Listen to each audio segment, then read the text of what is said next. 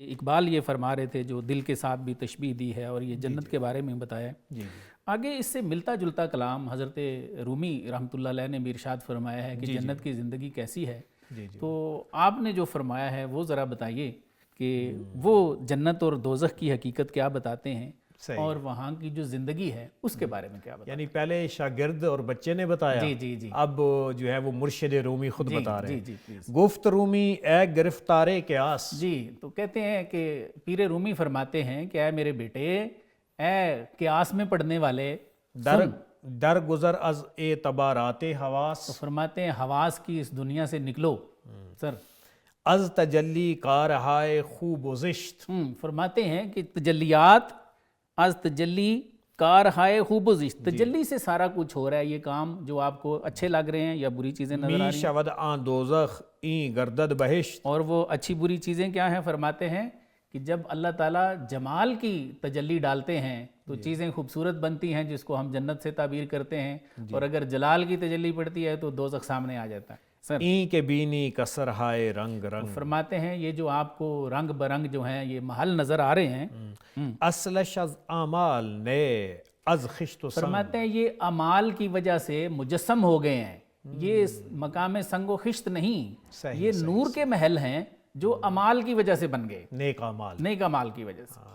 دیکھو اس پہ حدیث پاک ہے کہ صدق جو ہے نا، سچائی، صدق و برون، یہ نیکی ہے، ٹھیک ہے، اور یہ جو ہے نا یہدی الی الجنہ، یہ جنت کی طرف لے کے جاتا ہے، اور کذب جو ہے وہ نار کی طرف لے کے جاتا ہے۔ بالکل اسی طرح آقا کریم صلی اللہ علیہ وسلم نے نماز کے بارے میں بھی یہی فرمایا ہے کہ وہ جو نماز ہے وہ نور ہے، اور یہ ہدایت بن کے بندے کو جنت کی جانب لے کے جائے گا، جس میں ایسی بات کی تائید ہوتی ہے کہ اصلش از اعمال نئے یہ از خشت و سنگ، ٹھیک ہے،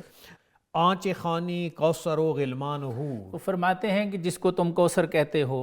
حور و غلمان سمجھتے ہو سر، جلوہ این عالم جذب و سرور، وہ اس عالم میں اللہ تعالیٰ کی تجلیات ہیں،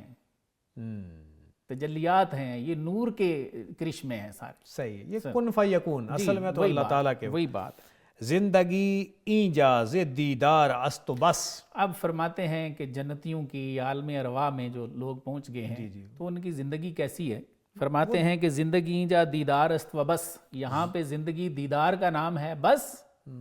ذوق دیدار است و گفتار است و بس، یا پھر کیا ہے کہ دیدار کا ان کو ذوق ہے یا وہ دیدار کی بات کرتے ہیں، بس یہ ان کی زندگی ہے اور کوئی کاروبار نہیں ہے ان کا۔ دیکھیں یہ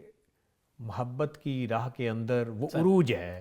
کہ جس میں ایک محب اپنے محبوب کا دیدار ہی چاہتا ہے، یعنی زندگی میں کہتا نا سبحان ربی العظیم ربی العالی، تو آج اس کے دیدار کا وقت آ گیا، بالکل ایسا ہی، تو اسی طرح اور یہی سب سے بڑا انعام ہے اور عاشقوں کی سب سے بڑی خواہش بھی یہی، بالکل، کہ ایک طبقہ جنت میں ملے گا ایسا کہ جب یہ ساری نعمتیں مقامات دے دیے جائیں گے، اللہ پوچھے گا ان سے پوچھو انہیں کیا مسئلہ ہے، کیا خواہش ہے، یہ کیوں تھوڑا سا منہ بسورے بیٹھے ہیں، تو وہ کہیں گے رب یہ ہم نے سارا نظام اس لیے، وہ جو حضرت اقبال نے کہا عور و خیام سے گزر بادہ و جام سے گزر، جس کا عمل ہے بے غرض اس کی جزا کچھ اور ہے، عور و خیام، تو وہ یہی ہے، وہ کہے گا کہ ہم تو آپ کا دیدار کرنا چاہتے ہیں، اور اللہ جل مجدہ انہیں یہ نعمت عطا فرمائے گا۔ تو کچھ کر رہے ہیں، کچھ اس کی بات کر رہے ہیں، بس یہی ان کا سارا بزنس، بالکل اسی طرح۔